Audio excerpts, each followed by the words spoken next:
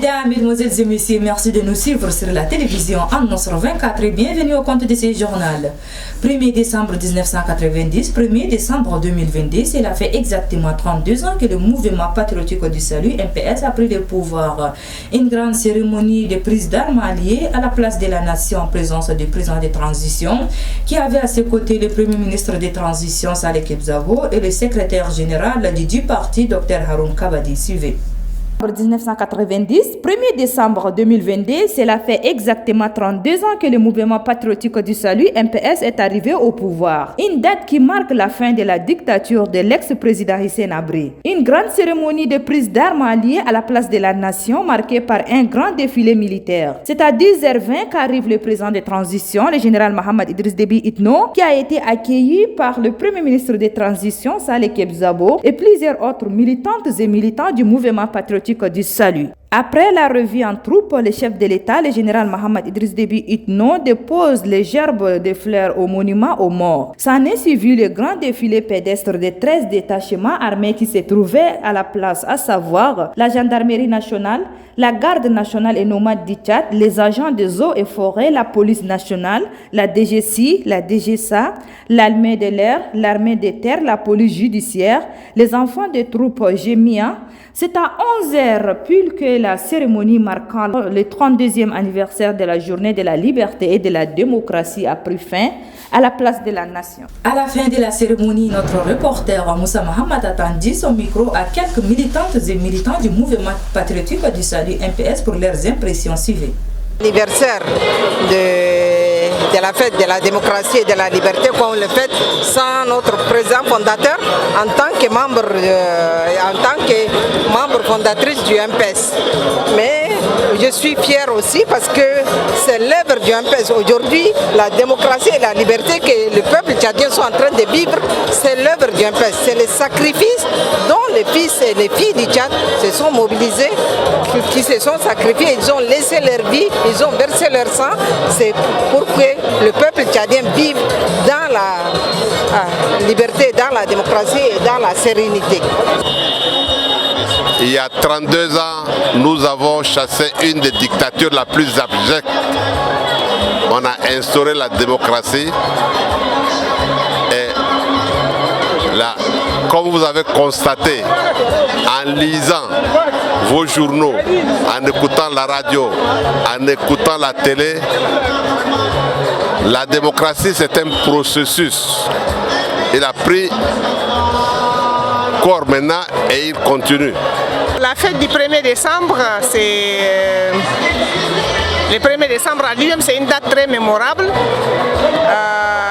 qui nous rappelle vraiment comment la démocratie a été instaurée au Tchad, de bonnes luttes et aussi c'est une occasion pour chaque Tchadien et surtout pour les militants du MPS de s'interroger sur les chemins parcourus. Qu'est-ce qu'on a fait? Quelles leçons tirer de ces chemins parcourus et quels sont les défis qui nous attendent. Donc le 1er décembre, c'est une date qui est à écrire avec en lettres d'or dans les annales historiques du Tchad. Pour leur courage et leur détermination à conserver le MPS et à lever très haut les flambeaux du MPS. Donc nous sommes très ravis par ce comportement très patriotiste et militantiste. Et je demande à tout le peuple tchadien d'être unis, solidaires et d'être tolérants pour préserver la paix, la stabilité et l'émergence de notre pays. C'est ce qu'on appelle la fête de la démocratie et de la liberté. C'est une fête qui s'est faite le 1er décembre. C'est la fête où on a fait chasser la dictature. C'est la fin de la dictature. C'est la liberté d'expression, la liberté de la presse, la liberté d'association, la liberté syndicale. Et cette fête nous a permis de faire vraiment un vrai État, un État démocratique. Et grâce à cette journée que nous avons une institution démocratique, nous avons eu des députés élus démocratiquement, un président élu démocratiquement. Donc cette fête nous rappelle la vraie démocratie. Un atelier de capitalisation et de présentation des réalisations et des résultats du PASID entend deux projets d'appui à l'amélioration de la sécurité intérieure au Tchad. Ce 2 décembre 2022 au palais du 15 janvier, c'est le ministre de la Sécurité publique et de l'immigration, le général Idriss Doukouni Adiker, qui a présidé la cérémonie en présence du représentant de l'ambassadeur de l'Union européenne au Tchad et plusieurs autres personnalités suivies.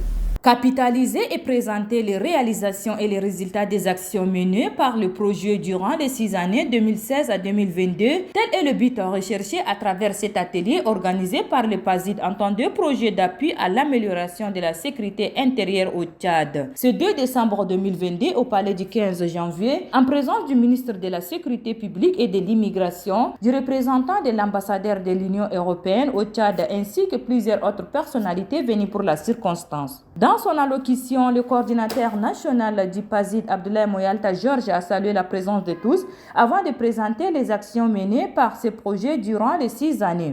Les actions conduites ont porté sur les lignes stratégiques du développement des forces de sécurité intérieure ainsi que sur le relèvement des capacités opérationnelles de ces forces. Ainsi, les secteurs suivants ont été le point essentiel d'attention du PASID. Il s'agit des infrastructures de la formation, de l'équipement et des procédures de gestion et de l'administration des ressources humaines, matérielles et professionnelles. De son côté, le représentant de l'ambassadeur de l'Union européenne au Tchad a salué ce projet financé par son institution avant de citer les axes dans lesquels mène le projet PASID. Le PASID cherchait à mettre l'accent sur une coopération fructueuse en matière de consolidation de l'état de droit et notamment la promotion et la protection des droits de l'homme, sans lesquels le développement durable ne peut pas être envisagé. Segmenté en 3 axes principaux, à savoir la gouvernance de la sécurité intérieure, l'amélioration des compétences techniques et opérationnelles des forces de sécurité intérieure, police nationale, la gendarmerie nationale et la garde nationale et nomade du Tchad, et le renforcement de liens entre les forces de sécurité intérieure et les populations. Rappelons que le projet d'appui à l'amélioration de la sécurité intérieure au Tchad, PASID, a été créé en 2016 et a mené plusieurs actions, notamment dans l'amélioration de la sécurité intérieure financée par l'Union européenne à hauteur de plus de 13 milliards de francs CFA pour assurer la sécurité des personnes et de leurs biens.